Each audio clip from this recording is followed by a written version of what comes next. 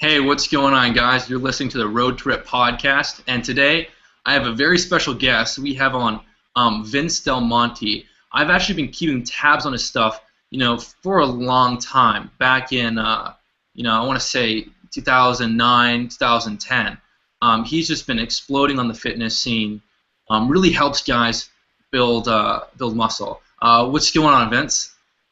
Hey Greg, thanks for having me, man. Dude, it's my pleasure. So we're gonna get into some really cool stuff today.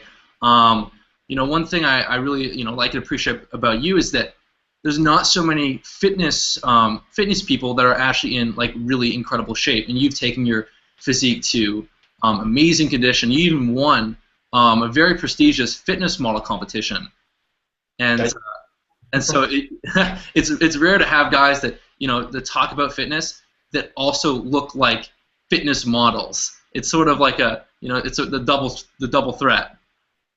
Right, right. Well, that's kind of just been my story, Greg. I mean, a lot of people know me as a guy who's got a lot of products on the internet, and I don't really. I think one of the things I try to figure out when I came online was like, what's my position? Where am I coming at this all from? And for me, I'm just a guy that is like you. I started off with horrible genetics. I was a long-distance runner in high school, all through university. I took that really far, but if anybody got into bodybuilding with bad genetics, it was me. I mean, I was running literally up to 100 miles a week, and I wasn't eating well and all that. I had no knowledge of how to build muscle in the gym, so I was really starting off fresh. And I was just very, very fortunate at a young age when I was out of university, 22. I was able to meet somebody at my church of all places, a very, very smart provincial level bodybuilder, and this guy was 100% drug free, and he essentially took me under his wing, and he kind of took all the science that I learned, all the concepts and things that I learned at university for my exercise science degree, and he basically turned them into actionable steps. He told me to do this and do that and don't do this and don't do that. And I just did what he told me to do. And I had a very dramatic transformation in the first 6 months of my lifting career. I experienced obviously some significant newbie gains, but I also contribute my progress to a fairly intelligent way of training, one that was very different than what I was hearing guys saying about, in the magazines and stuff. And I got a lot of people at my gym when I was a trainer ask me, hey, I used to be known as Skinny Vinny.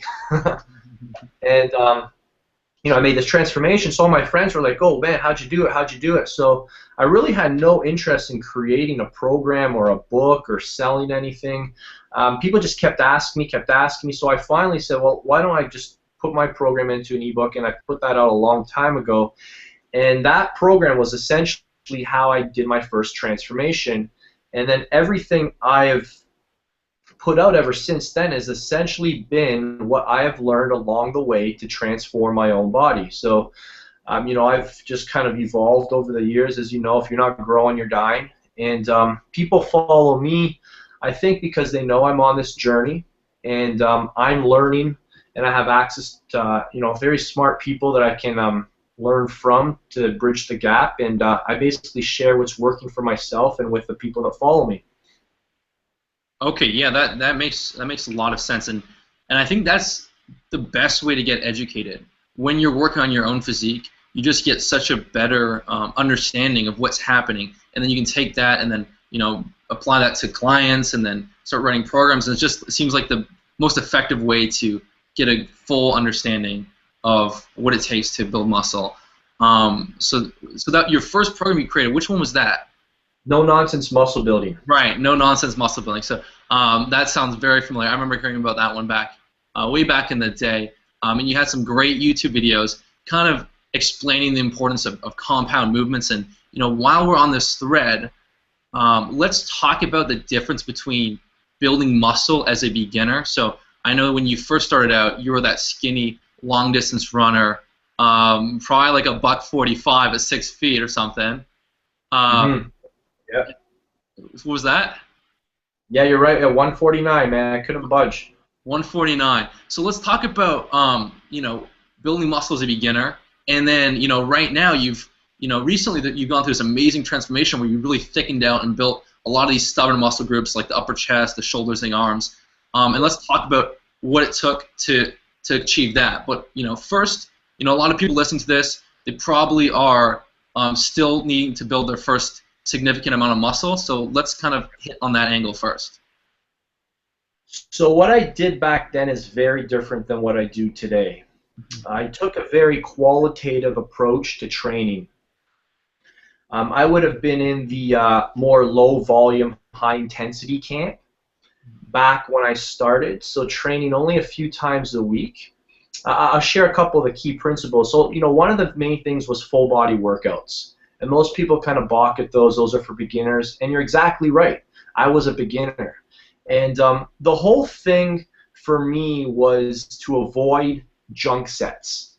And what one of my mentors taught me right off the bat is that a lot of these programs guys are reading about in the magazines or trying to follow from guys on YouTube, a lot of people call them fake natties or whatever, but they're drug programs. And they're essentially designed for guys who have great genetics or taken helpers to help them recover from it.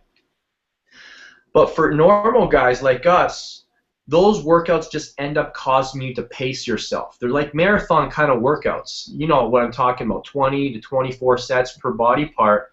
And you can do 20 to 24 sets. That's easy. But they're all going to be at about 60% effort. Right.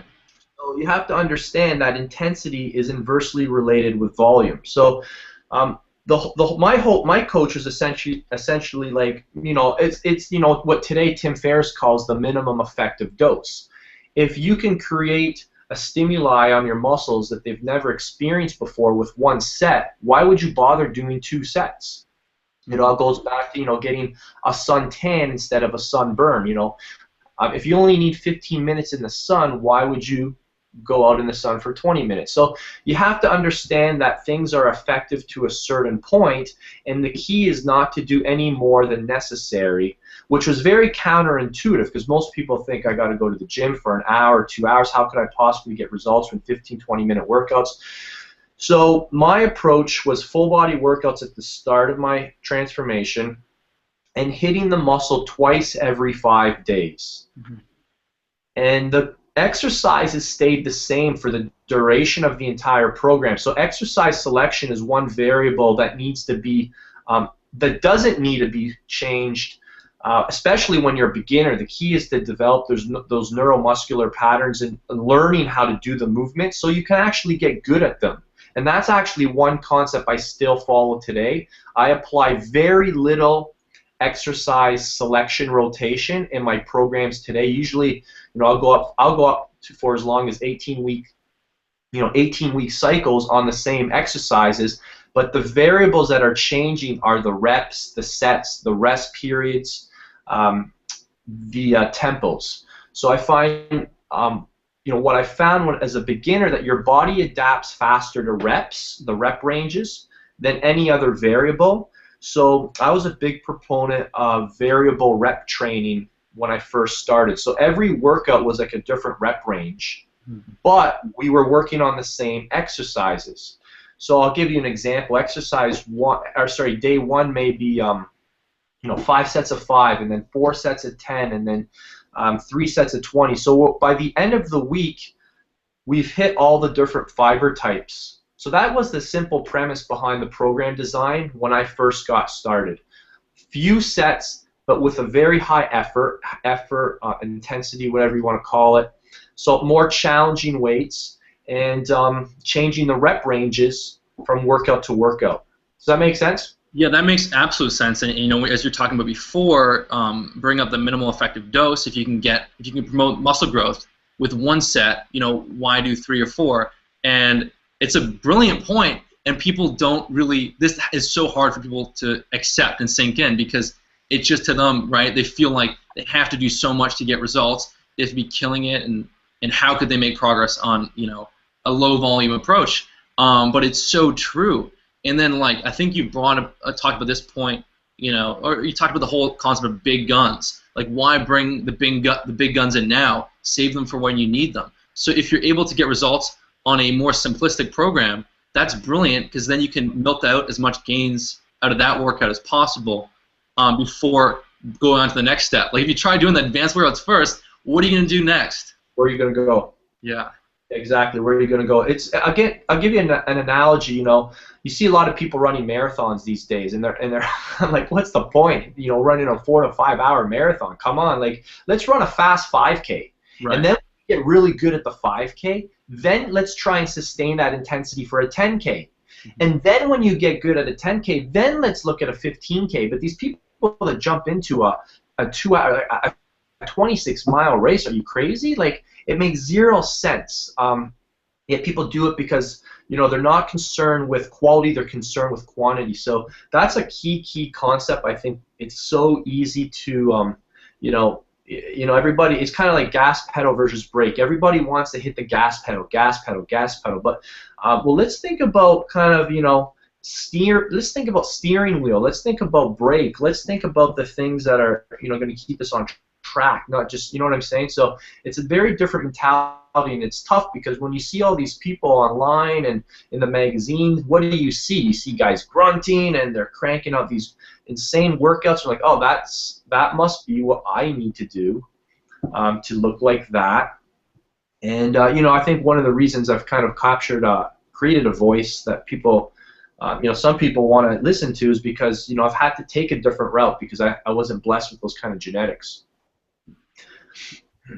Right, and going back to what you're outlining as far as building strength as a beginner, it's so amazing how fast you can progress. Like if you're doing squats and bench and chin-ups for the first time, like you can make such fast gains. Doing them 3 times a week is amazing because Right. then you're just going to progress 3 times faster than if you were to do them once a week. Now, obviously, you can't be doing that forever because eventually you need to get more volume on each muscle group, or it'll just be too frequently. You'll just be hitting it too often. But yeah, so that's like I totally agree there because for beginners, I always try and get them to do more simplistic, even full body routines, just so they can just in a few months make dramatic progress.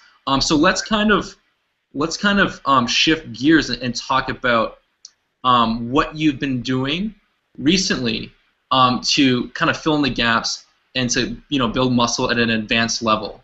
Okay, so I think, to piggyback off the full day split, everybody wants to do a 5-day split. My simple advice to people I work with, when they say, Vince, when do I get to do the 5-day split? I always tell them you need to earn a 5-day split.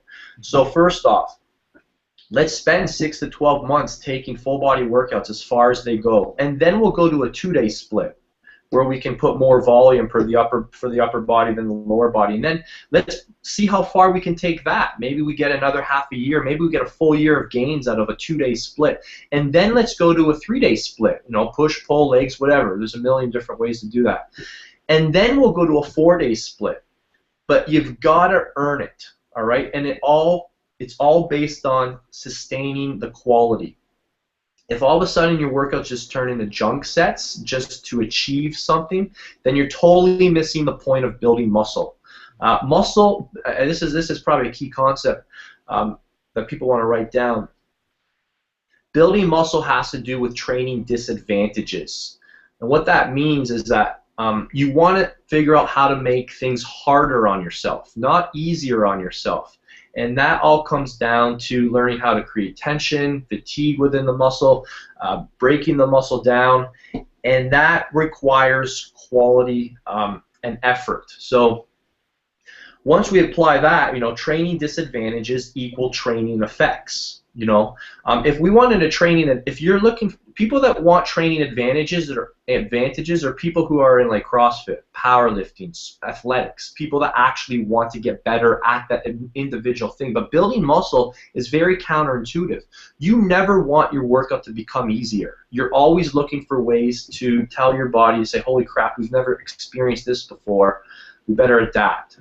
So I mean, the concept of hypertrophy is the simplest thing in the world. The key is just how you manipulate the variables. So, which leads into our question. So for me today, I found that there's a lot of different variables. Generally speaking, I train 5 times a week now, and I find that I do very well taking 2 full days off a week. So every Thursday and every Sunday. So 3 hard, 1 off, 2 hard, 1 off. That's been my go-to split. But it needs to be mentioned that when I'm trying to lean out, there is a time and place for increasing training frequency. So I'm getting ready for a photo shoot in a couple of weeks. So I still have that same split, but I've got 3 AM workouts as well on top of all of that. But that's because we're in fat loss caloric deficit mode. So there's certainly a time and place to manipulate frequency. I've even had clients train up to 10 times a week for short periods of time, but that's followed up by also 5+ days of total time off so that they can super compensate. So, but right now I find that most people respond. Most advanced trainees respond well to that 5-day mark if they're not working out with helpers. Okay, yeah, that makes sense. I mean, so many people right off the bat, before they've actually gone and built some good strength, jump right to the 5-day routine, the 5-day split, and this is probably most people that are new to training go right to the 5-day split, and they don't realize that they're leaving so much on the table just by doing a workout for advanced lifters. But yeah, so I mean that makes a lot of sense. And so when you're getting ready for a photo shoot, or when you're getting ready for competition, and you're dropping the calories down, what kind of workouts are you adding on top of that? You mentioned the 3 extra days in the AM. So it's really important to say, before. I mean, I do my best at all costs, Greg, not to drop my calories. Okay. One of the key principles for me in fat loss, especially a naturally skinny guy, right? So anybody who's listening who's a skinny guy needs to pay close attention here. The slower it takes to build muscle, the faster it comes off, right? So when it comes to fat loss for a guy who's naturally thin, who has a hard time building muscle in the first place, I have to cut very, very slowly, like 1/2 pound per week for the best results. And that's actually something I'm doing now. A lot of people don't have patience for that. They want those 2 pound, 1-2 pound a week, but 1 to 2 pounds per week. So my whole philosophy in losing fat is to burn it off, not to starve it off. Mm-hmm. So my goal is to keep my calories as high as possible, but to increase my training frequency so I have more energy to train, and so that my workouts can be more productive, so that there's actually effort there, so that I can increase my metabolism, I can break more muscle down, I can create more energy demand after the workout is over. So does that make sense?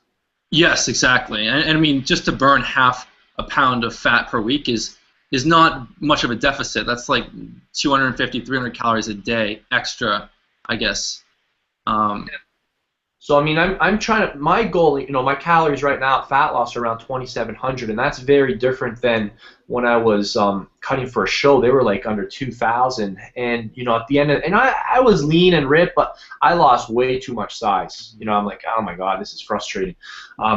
So my goal now is just do a slower cut, introduce more training frequency, but keep those calories high. So it's a slower process, but it allows me to stay fuller and bigger. And again, it's probably something kind of counterintuitive for people. So you asked me, what kind of things do I add? So the weight training stays primarily the same. It's mostly hypertrophy workouts. However, this is something most guys don't talk about. What I have found to be very, very effective when guys are cutting who have a tendency to lose muscle, who tend to be skinny, is to introduce strength-based phases for 2 weeks, every maybe month. And this is very counterintuitive because people are thinking fat loss, I got to do metabolic workouts, I got to burn a lot of calories, I got to keep my rest periods short. But I found that by introducing strength-based workouts, like really heavy kind of stuff, I can give you some examples if you want, with longer rest periods and really challenging the load, the stimulation on the nervous system really helps keep your muscle mass intact, more so than high volume pump style workouts. So that's been something I've learned recently, and so I've got the 5 days a week of weight training workouts, and then what I also do is, again, the same concept, minimum effective dose. I do barbell complexes once a week. Mm-hmm. And are you familiar with barbell complexes? Yes, when you do it, kind of like you hold the barbell and you go through like a few different exercises, one after the other, without really resting the barbell. You got it, man. Yeah. So I have one workout where I do Those are brutal, by the way. they're excruciating, and the idea is to increase your performance on them from week to week. So I have this one workout I'm doing. I do this once a week, and this would be considered, my fat loss workout, where I do a stiff-legged deadlift into an explosive jump. That's exercise 1. Then I go into bent over rows, and then I go into standing shoulder press, and then I go into back squats. And the first week I did this 7 weeks ago, I did 5 rounds of 6 reps on each with 135 pounds, and I took 2 minutes between each round. Last night, so 7 weeks later, I'm up to 12 rounds, 7 reps a set, still 2 minutes rest, but I'm doing it with 155 pounds. Wow. And it's just been like really small increases in energy output each week, and it just that whole principle of constant and never-ending improvement. So I take that approach to all my workouts. So that would be the barbell complex workout. I also go to the track. I started off going once a week, but now that as I'm getting leaner, I have to do more. Now I've bumped that up to twice a week. But like you said, you don't back yourself into a corner. You don't start off with 5 cardio workouts a week for an hour on the machine. That's retarded. So you start off with the minimum effective dose, and everybody asks me, well, how long do you do it for? You do it until it stops working. So, I was doing the barbell complexes for, I got a lot of weeks out of it. I was losing my half a pound per week, and then all of a sudden, I just stopped losing fat. I think it was like 2 or 3 weeks straight. So I thought, okay, we've plateaued on the barbell complexes. I started doing intervals. And then when I plateaued after a few weeks on the intervals, I went back to barbell complexes. So another concept people need to understand are all these techniques they hear about are simply tools. There's no right or wrong tool. It just depends on what you need at the moment. Right, okay. That makes a lot of sense. You kind of flesh out some good points there, one of which is utilizing strength workouts during a cut, which is very sensible. That's something that I've been doing because it's cool to see. Like if you build up some solid strength and you lean down while holding that strength, you improve your relative strength. And I've always been really focused on building relative strength, which is really cool because then body weight exercises like muscle ups and one-arm push-ups become really easy when you're lean and then you maintain a high level of strength, which is something that I find pretty cool. And so you're right. That's a form of progressive overload. A lot of people don't realize that if you're able to do the same amount of weight or load volume while weighing less, that is a form of progressive overload. Right. Right. Yeah. I didn't really think about it like that. That's absolutely right.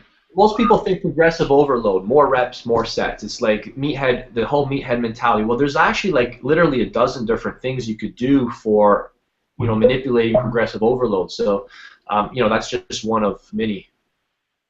Right, and so some people when they're going on like bulking programs and they're eating way too much, putting on a few pounds a week, they might actually lose relative strength even though they're adding weight to the bar because the body weight's coming up way too fast versus the amount of weight they're lifting, which is usually a recipe for disaster. Now when you're cutting, like because you mentioned how you usually cut half a pound per week, and you usually up your your workload, whether it's through more barbell complexes or intervals or track workouts or whatnot. How long are you usually cutting for? Like what body fat percentage do you usually stay in when you're maintaining or bulking up? And then what body fat percentage are you trying to lean down to? And how long does that take at like half a pound per week? Yeah, so this is the trickiest thing. Again, you don't really learn this until you've done a couple of photo shoots or competitions, with that hard, gun to your head deadline. So the key to all of this is to give yourself enough time. So you want to, listeners will want to write that down. Give yourself enough time. The people that have to resort to all the idiotic, extreme styles of eating and things and methods of training, again, which have a time and place. If you said, hey, Vinny, let's go to Vegas in 2 weeks, and I wasn't ready, you better believe I'm going to do some idiotic things the next 2 weeks to look at a pool party in 2 weeks. But so I get it. There's a time and place for that. But ultimately, if you want to look your best, you have to give yourself enough time. So, for this photo shoot I'm doing, I didn't give myself a hard deadline. Now, as I'm getting near the last 10 pounds, I'm going to be shooting at the end of September now. Now it's game on. Now I have to stay on track. So, how long does it take? It really is it's up to the person. It depends on how quickly they want to arrive at their destination and how they want to travel to their destination, right? So, I'll be honest, half a pound per week is not hard. I mean, you know what I mean? Like, you got to stick to your diet, but I mean, if you slip up here or there, I mean, it's pretty hard not to lose half a pound per week. So it all depends on how comfortable and how fast you want to arrive at your destination. So, if I wanted to make my diet a little harder, I could definitely do that, and I would start losing fat a little quicker. But I think the key is, I mean, that just results in a cascade of not negative, but catabolic hormones, right? You start getting stressed, then you don't enjoy the process, and then you regret it, and then you binge when you're done, and then it's harder to sustain when you arrive there. So I always find that the slower the progress, the more likelihood of you sustaining it when you achieve it. Does that make sense? Oh, exactly, and I can relate firsthand to myself and countless examples of, people that I work with or other people I know. And it's funny because the first time I was cutting to a low body fat, I went hard. I went really hard. Calories were well under 2,000, and it was brutal. There were a lot of binge eating then, and Right. it was a rebound that came after, and it just felt like food was just always on my mind. I just couldn't not think about food, Right. and then it was hard just to go back to a middle ground where I was just maintaining my weight. I just wanted to just constantly eat, and so I did that a couple times, and it just didn't work. And so now, like, I don't even like having deadlines. I don't even like having a photo shoot that I have to get ready for. I'd rather just take my time, get really lean, and then once there's no, because the pressure thing backfires with me these days because I did that and I'm burnt out from it. Even though I'm a young guy, but it's true. So yeah, now I just like to kind of just naturally take my time, get into that 7 to 10% body fat range, and then Right. yeah, if I want to cut it like a few body fat percentage points, I could do it slowly over a couple months, and I enjoy the whole process. And when I get there, there's, like you said, there's not like that binge eating or that rebound. You got it. Yeah, I think that's the key. So because when the changes are smaller, they're easier to manage. But when they're drastic, too much change too fast. In anything in life is just too much for people. So they get there and they're like, holy crap, what do I do with this body? But when it comes off slowly, those habits that they've created to get there, they're most likely more solidified. Right, exactly. And so like for me and what I tell a lot of my clients is, well, I guess this first developed for myself, but I just never wanted to do a cut that I didn't enjoy.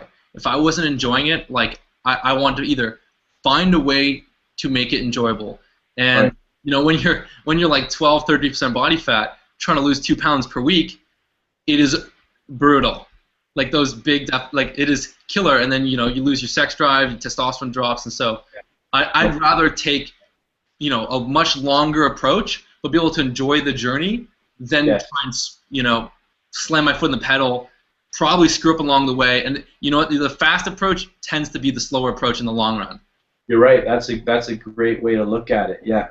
Yeah, that's great. Great insight for sure. It's hard for people to wrap their mind around that because it's everybody wants it. Everybody wants results yesterday. So, but I mean, I always tell my clients too, like, let's focus on the habits that are required not just to get you there, but to keep you there.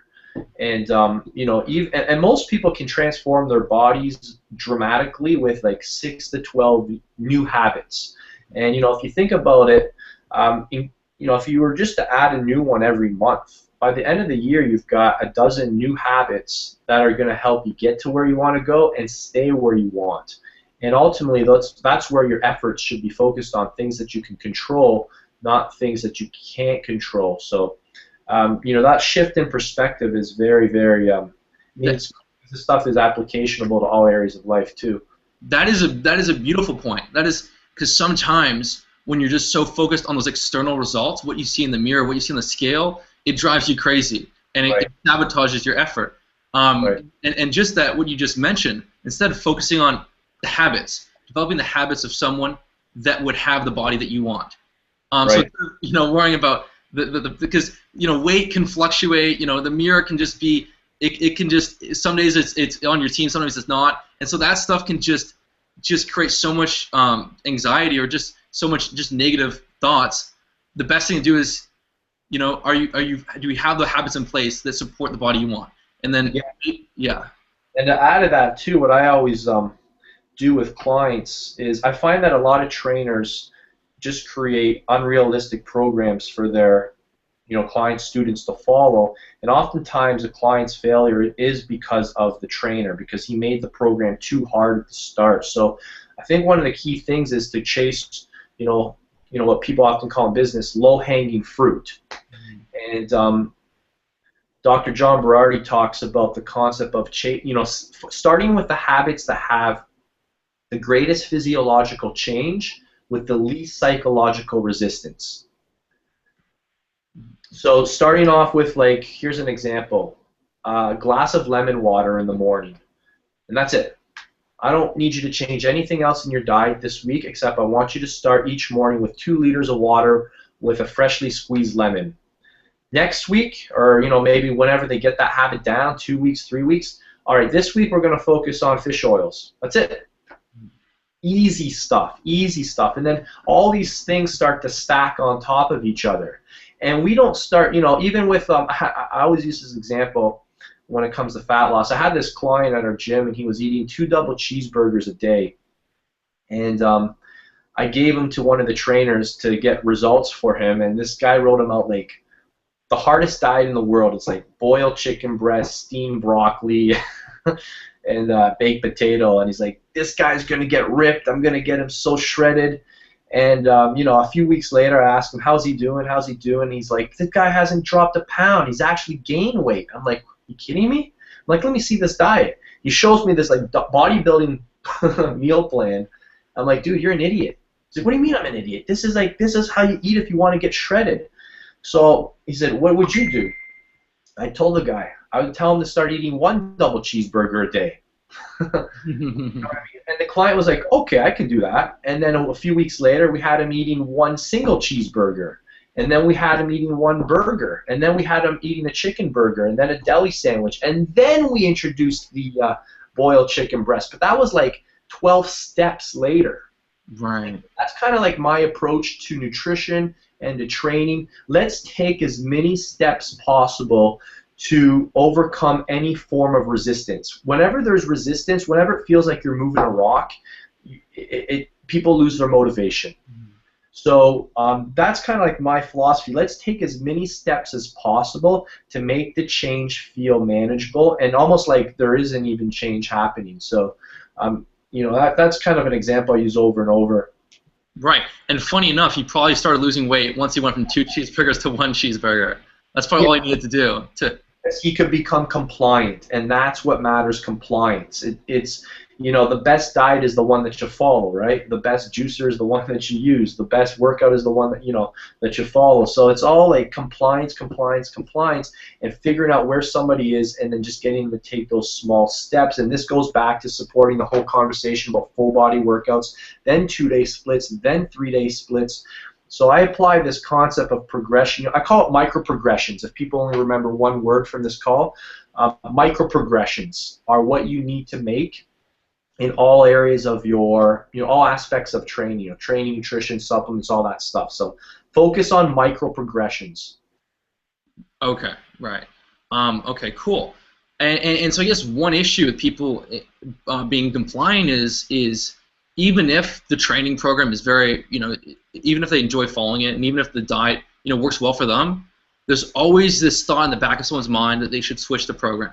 So you have program hoppers, or people changing the diet. They hear one thing, then they by their friend, and then they change. So people are constantly changing things up. So I mean, what kind of advice do you have to for that not to happen? Well, there's a couple ways to look at this, Greg. There is truth to the fact that every program has an expiration date. Just like food goes bad, a training program will eventually go bad. Great strength coaches are always trying to anticipate when that will happen, and they want to try and change the program before that happens. And that only occurs from a relationship with a coach, somebody who's or a trainee who's like keeping meticulous details on his program and noticing, holy cow, every 6 weeks I hit a plateau, every 12 weeks I hit a plateau. So now if you know that, you can use that knowledge. But the main thing for people to understand is that you don't need to change a program if it's working. It's non-sexy advice, but if you're moving in the right direction, keep following it. I'm now at the point where I change my hypertrophy workouts around every 6 to 8 weeks, just because that's normally where I kind of plateau. But when I first started, I mean, beginners can go for as long as 12 to 16 weeks without any changes and seeing results. The more advanced you become, the more often you need to change your program. Now, because I've heard this, you brought up a great point. I've heard this over and over and over. A lot of the programs that I create, I'll use the one that is perhaps the most popular, Hypertrophy Max, which is one I co-created with IFB Pro Ben Pikowski. It's a 12-month program, but the way it's structured is that there's a new phase every 4 weeks. So we have them train hard for 3 weeks and then deload for 1, and then they get a new program. Train hard for 3 weeks and then back off for 1 week, and then it's a curriculum-based program, so these aren't 12 random workouts. Each phase builds upon the previous one. So, instead of kind of like telling people, hey, suck it up, stick with it, we kind of said, okay, fine, I get bored too of my workouts, so let's create a program that anticipates your boredom, that anticipates where your body's probably going to plateau. So let's hybrid the science, let's hybrid the practicality of people just wanting something new every X amount of weeks, and let's just create a skillfully progressive program. And I think a good coach will create a program that accommodates the people's needs like that. Because if you have a guy who's getting bored every 3-4 weeks, you have to take that into consideration. So and you have to also then on the flip side, the coach has to explain to the trainee, we need to see this. I need to see you progress until you plateau before I change up the program. So yeah, you definitely need to stick to a method. Like there needs to be like skillful organization, and that's the whole topic of periodization. And that's why strength coaches who understand periodization, which basically means the plan.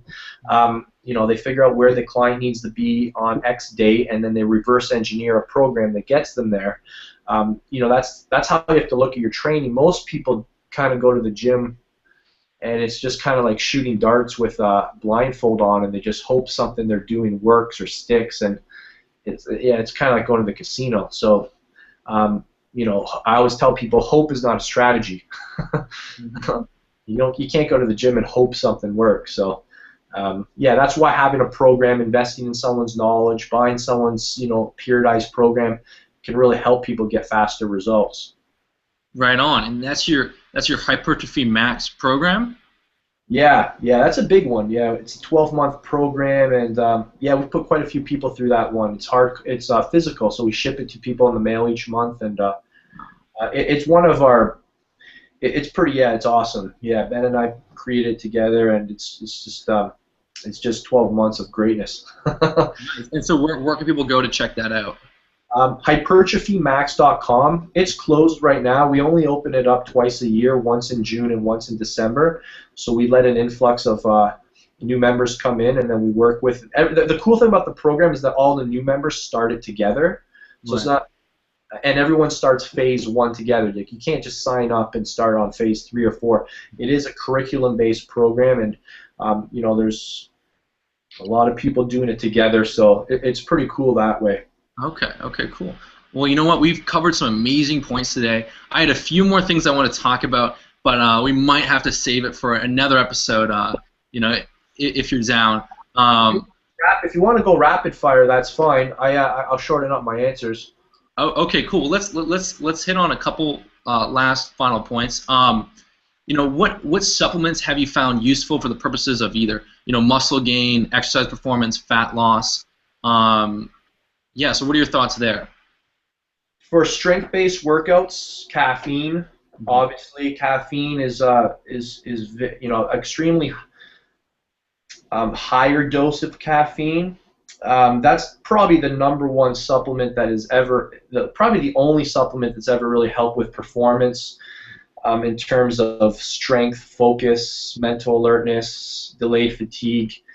In terms of overall health, I buy my supplements based on blood work, which I do twice a year. So for me, I've had some gut issues, so probiotics, magnesium, zinc, fish oils.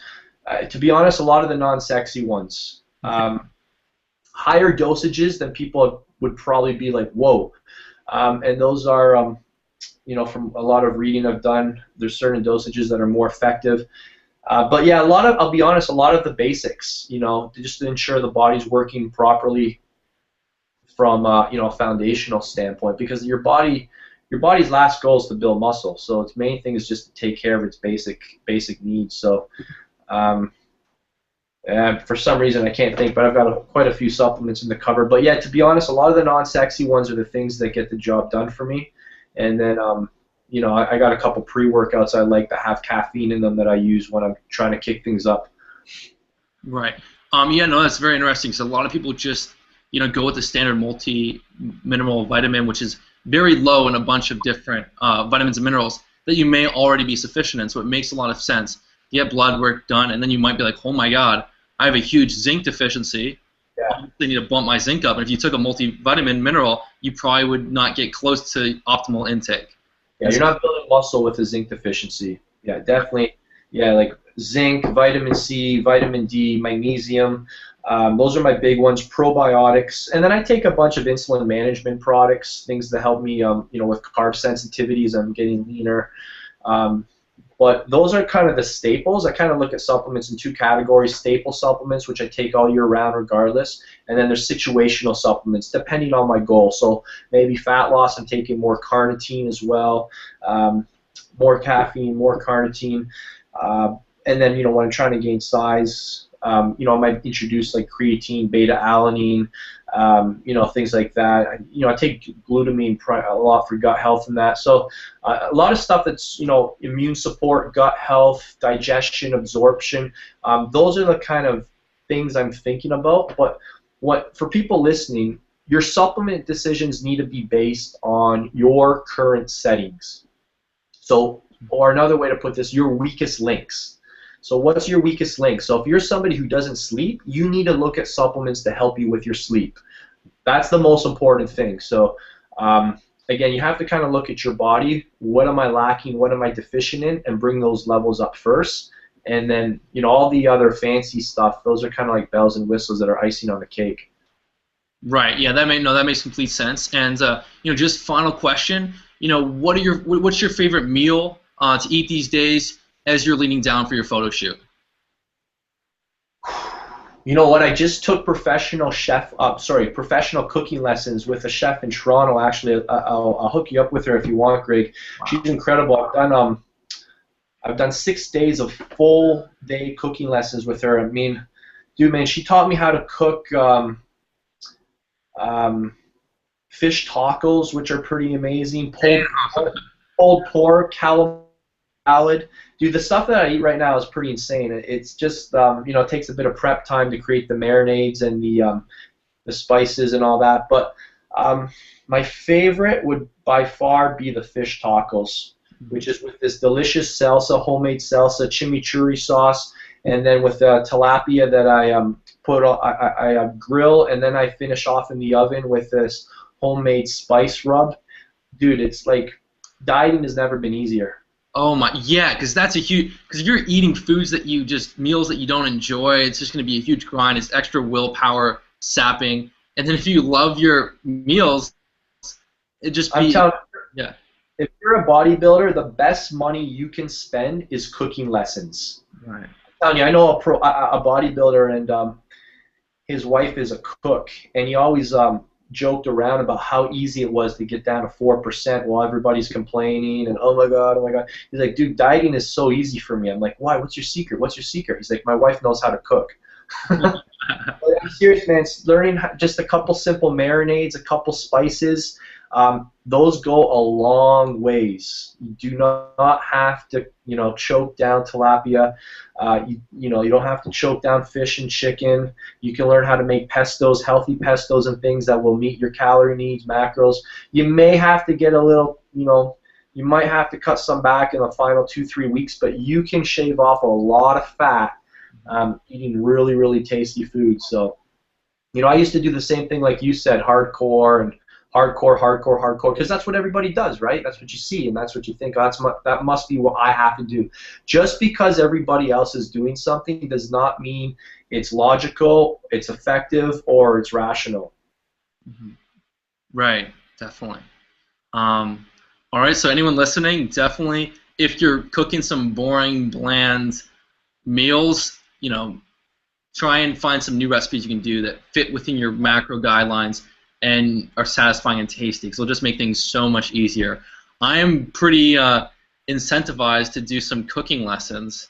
Dude, man, it's your life, man. Are you single, Greg? You got a girlfriend or anything? I have a girlfriend. Yeah. Oh yeah, she's gonna love you even more, man. Like, guy knows how to cook, man. I mean, most guys. What are you You're mid-20s right now? 23. 23. Oh my God! If you learn how to cook now, wow. Yeah, cooking is pretty cool. I tell everybody, cooking is the one skill everybody should. Every person who graduates high school should know at least 5 recipes. Mm-hmm. I mean, this is like really what do you need going into university? Yeah. You need to learn how to cook. Yeah. These skills are so valuable, man. But yeah, learning how to cook is very, very valuable. Mm-hmm.